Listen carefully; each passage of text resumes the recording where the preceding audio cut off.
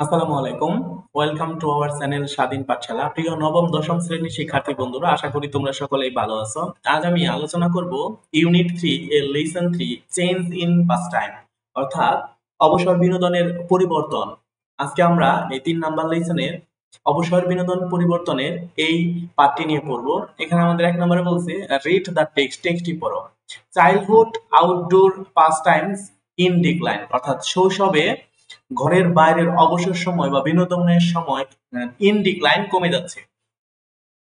Traditional childhood pass time, ঐতিহ্যবাহী শৈশবের অবসর সময় অফ ক্লাইম্বিং ট্রিজ, গাছে চড়া, অ্যান্ড প্লেইং কঙ্কর্স, কঙ্কর খেলা, আর ইন ডিক্লাইন, কমে যাচ্ছে।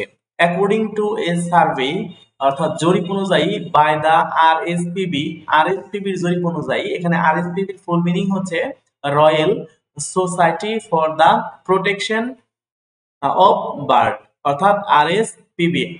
ইট ইজ এ চ্যারিটেবল অর্গানাইজেশন, এটি একটি কল্যাণমূলক সংস্থা, রেজিস্টার্ড ইন ইংল্যান্ড, যেটা রেজিস্ট্রেশন করা হয়েছে ইংল্যান্ডে অ্যান্ড ওয়েলস এবং ওয়েলসে। দ্য সার্ভে, জরিপটি, শোস, দেখিয়েছে দ্যাট যে পিপুল আন্ডার 34, অর্থাৎ 34 বছরের কম বয়সী লোকেরা রিকল্ড, স্মরণ করতে পারে, ফার ফিউয়ার, খুবই অল্প পরিমাণ, সাস চাইল্ডহুড আউটডোর এক্সপিরিয়েন্সেস, অর্থাৎ তারা ঘরের বাইরে, শৈশবে যে তারা ঘরের বাইরের যে খেলাধুলার পরিমাণ সেটা তারা খুবই কম মনে করতে পারে, দেন চেয়ে পিপল ওভার 55, অর্থাৎ 55 বছর বয়সী লোকদের থেকে কম, according to the survey of RSPB, এবং এটা আরএসপিবির জরিপ অনুযায়ী।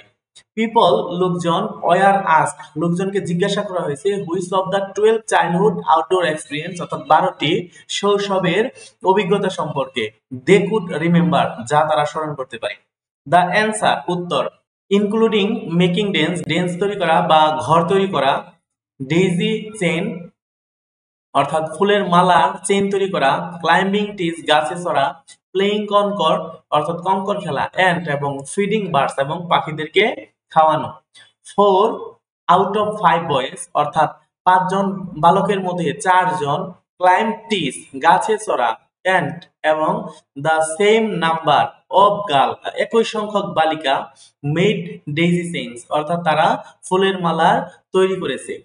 বাট কিন্তু দ্য সার্ভে, জরিপটি, শোড, দেখিয়েছে, the numbers decline among the newer generation, অর্থাৎ এর সংখ্যা নতুন প্রজন্মের মধ্যে কমে যাচ্ছে। অর্থাৎ এই জরিপের মধ্যে আমাদের দেখানো হয়েছে যে হচ্ছে 5 জনের মধ্যে 4 জন বাচ্চায় হচ্ছে ছেলেরা, সেটা হচ্ছে গাছে চড়ার অভিজ্ঞতা সম্পর্কে বলেছে, এবং মেয়েরা ফুল দিয়ে মালা তৈরি করার কথা বলেছে, যা পূর্বে অনেক বেশি ছিল, এখন দিন দিন সেটা কমে যাচ্ছে। Some 15%, some 15% more of these aged over 55 had these outdoor experiences in their childhood, অর্থাৎ 15% বেশি ছিল 55 বয়সী লোকদের বাইরে খেলার অভিজ্ঞতা সম্পর্কে, compared with those between 15 থেকে শুরু করে 34 years old, অর্থাৎ 15 থেকে 34 বছর বয়সীদের, এদের তুলনায় 55 বছরের বয়সীদের খেলাধুলার পরিমাণ বেশি ছিল।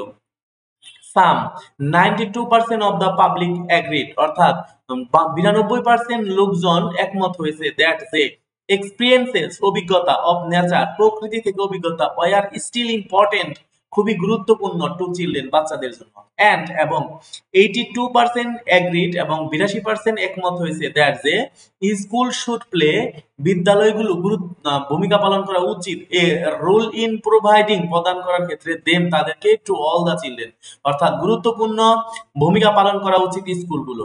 তারপরে আমাদের বলেছে দ্য সার্ভে, জরিপ, হ্যাজ হাইলাইটেড, গুরুত্ব দিয়েছে, দ্য পজিটিভ ইম্প্যাক্ট, ইতিবাচক প্রভাব, অফ কন্টাক্ট উইথ নেচার, প্রকৃতির সাথে যোগাযোগ, অন এ চাইল্ডস এডুকেশন, অর্থাৎ বাচ্চাদের শিক্ষা, হেলথ, স্বাস্থ্য, well being and social skill, কল্যাণমূলক এবং সামাজিক দক্ষতা। এট দ্য সেম টাইম, একই সময়ে, there has been A decline, অর্থাৎ তাদের সংখ্যা কমে যাচ্ছে, ইন দিস অপরচুনিটিস, অর্থাৎ তাদের সুযোগ সুবিধা কমে যাচ্ছে, উইথ নেগেটিভ কনসিকুয়েন্স অর্থাৎ নেতিবাচক প্রভাব অফ চিলড্রেন বাচ্চাদের উপর পড়ছে, ফ্যামিলিজ পরিবার এন্ড সোসাইটি এবং সমাজ, এ কন্ডিশন একটি অবস্থা now known as nature deficit disorder অর্থাৎ একটি অবস্থা তৈরি করছে যা হচ্ছে অভাবজনিত রোগ হিসেবে পরিচিত। মাইক ক্লার্ক একজন ব্যক্তির নাম, চিফ এক্সিকিউটিভ যে ছিল চিফ এক্সিকিউটিভ বা প্রধান নির্বাহী কর্মকর্তা অফ দা আরএসপিবি প্রধান নির্বাহী কর্মকর্তা মাইক ক্লার্ক উইল মিট সাক্ষাৎ করবে পার্লামেন্ট মেম্বার্স সংসদ সদস্যদের সাথে টু আর্ক অনুরোধ করতে দা গভর্নমেন্ট সরকারকে টু জয়েন যোগদান করতে আদার অর্গানাইজেশনস অন্যান্য সংস্থাও ইন প্রোভাইডিং চিলড্রেন বাচ্চাদের প্রদান করতে উইথ ফার্স্ট হ্যান্ড এক্সপিরিয়েন্স প্রত্যক্ষ দক্ষতার অফ দা ন্যাচারাল এনভায়রনমেন্ট অর্থাৎ প্রাকৃতিক পরিবেশে।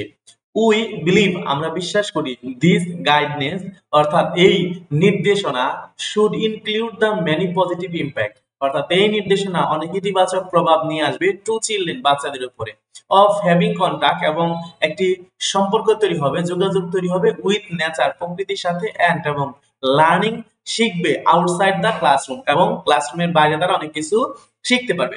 Adapted from BBC news 6 September 2010 অর্থাৎ এই যে আমরা যে আরএসপিবির জরিপটি বললাম এটা হচ্ছে বিবিসি থেকে নেওয়া হয়েছে 6 সেপ্টেম্বর 2010। এই ছিল হচ্ছে আমাদের টেক্সটটি। প্রিয় শিক্ষার্থী বন্ধুরা, আশা করি তোমরা সকলেই বুঝতে পেরেছো। ধন্যবাদ সবাইকে। আসসালামু আলাইকুম।